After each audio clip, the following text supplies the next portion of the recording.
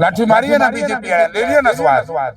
ये तो धन केबल पे जीत गए, तो जयप्रकाश अब लाठी पड़ी किसान पर, ले लिया ना वोट लोग। क्या होता है 80% देश का टोटल बजट वहां जा रहा है। क्यों जा रहा है भाई? हरियाणा में एक पैसा आया क्या बजट का? जबकि जीएसटी कलेक्शन हमारी सबसे ज्यादा और प्रोजेक्ट हमारे सबसे कम। बेहुदा है। तो मेरे जहन उन्होंने ये लिखा है कि सवारी नहीं मिली। विधायक साहब, अगर पैसेंजर नहीं मिले तो उसकी भरपाई भी हरियाणा सरकार करेगी।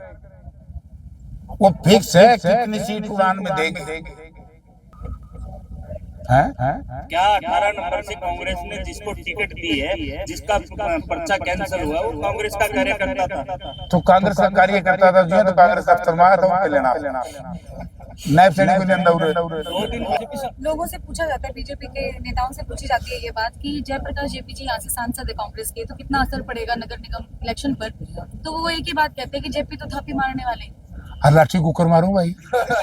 लाठी मारी है ना बीजेपी वाले, ले लिया ना स्वाद।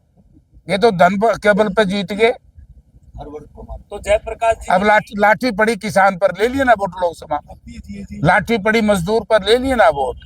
लाठी पड़ी नौजवान पर, ले लिया ना वोट। सर मानते हैं ना कि ओवर कॉन्फिडेंस में आ गई थी कांग्रेस, तभी नहीं कांग्रेस नहीं आई, कांग्रेस के साथ ठगी होगी।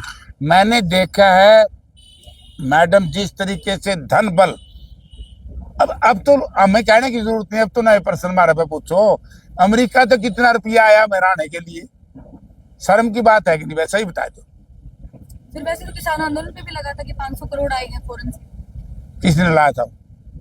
आप लोगों के ऊपर एलिगेशन लगे थे कांग्रेस पार्टी लेकर आई।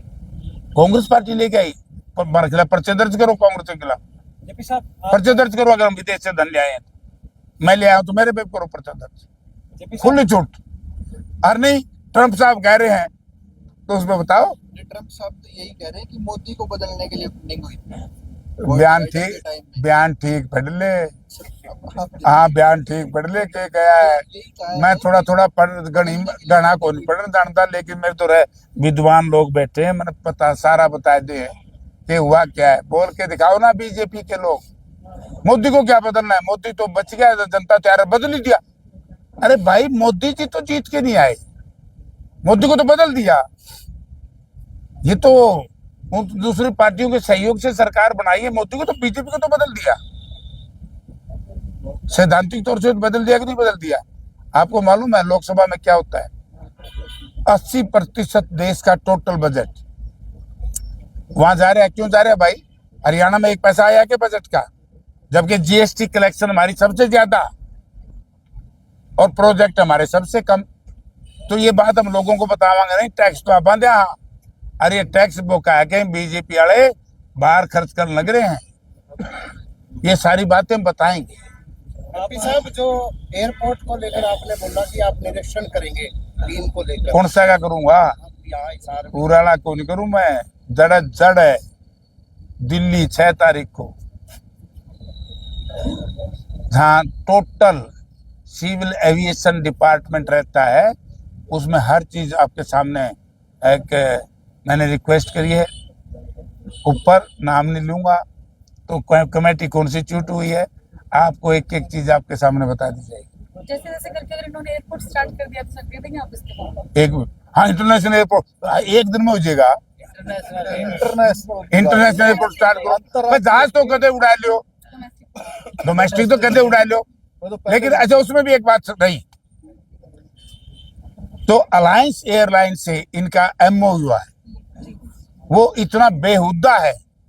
तो मेरे जहन में उन्होंने ये लिखा है कि सवारी नहीं मिली।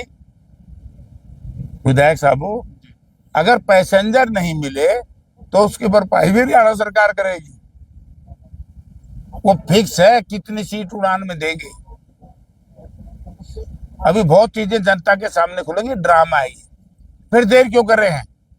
कर दो घोषणा मुख्यमंत्री साहब, करा दो सेंट्रल गवर्नमेंट से। क्या तो 24 को करके जाएंगे। क्या वो ये कौन होते करने वाले? प्रधानमंत्री करेगा, सिविल एविएशन मिनिस्टर करेगा, ये स्टेट सब्जेक्ट थोड़ा ही है, ये लोकसभा का मैडम।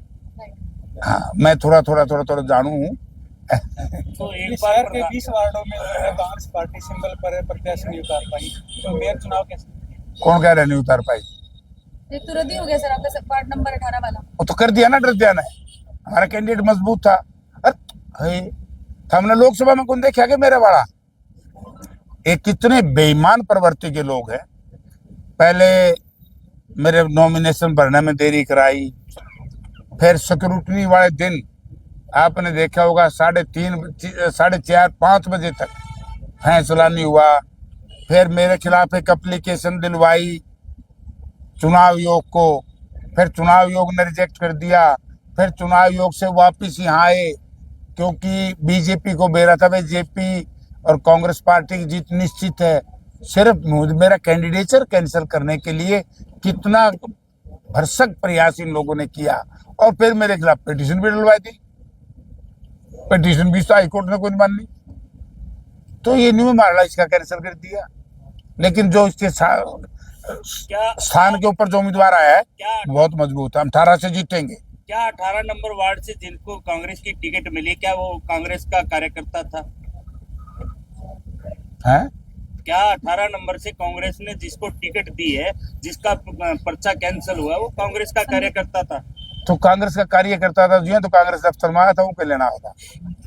नायब सैनिकों ने अंदर 2 दिन पहले तक वो भाजपा के जो बैनर पोस्टर लगा रखे थे, कार्यालय खोला हुआ था उनका, क्या वो झूठ था? 4 दिन पहला राडा मारा था, वो दूध का तो जाए कितने थे? हैं? कौन सा स्थान है वो? वो कौन? तो ये बात खुल के कांग्रेस दल क्यों नहीं कहते कि हमारे पास में उम्मीदवार थे ही नहीं? हमारे पास सबसे ज्यादा उम्मीदवार है। बीजेपी ने कहना पड़ेगा कि उनको पल्ले कुछ नहीं। तो 20 की 20 सीटों पे फिर टिकट बांटने में फेल क्यों रही कांग्रेस? कौन रही है फेल है? फिर ये 7 व्यक्तियों के आपने थप्पी क्यों मारनी अरे पड़ी? सुन, 7 आदमी हमारे तो। पहला सुन तो ले मेरे भाई, गुस्सा ना करे। इन्होंने समझौता क्यों कर रहे हैं? महाराष्ट्र में समझौता करके क्यों लड़े? बोलिए बोल। महाराष्ट्र में सारे कैंडिडेट क्यों नहीं खड़े करे? आप 20 कैंडिडेट की बताइए ना, क्यों कांग्रेस के पास ऐसे कार्यकर्ता नहीं थे जिनको टिकट ना तुम्हारी सुनो भैया, हमारे उनसे समझौता है, वो हमारे साथ है। तो 20 की 20 सीटों पे समझौता करते फिर चुनाव चिन्ह पे क्यों लड़ा चुनाव? यार तो ये तो बीजेपी वाले कहते हैं पूछता बता महाराष्ट्र में पल्ले का खन्नी था तो हमने उनसे क्यों करे? मेरे में पूछा है बात। थैंक यू, धन्यवाद। पल्ले कुछ नहीं उनका है।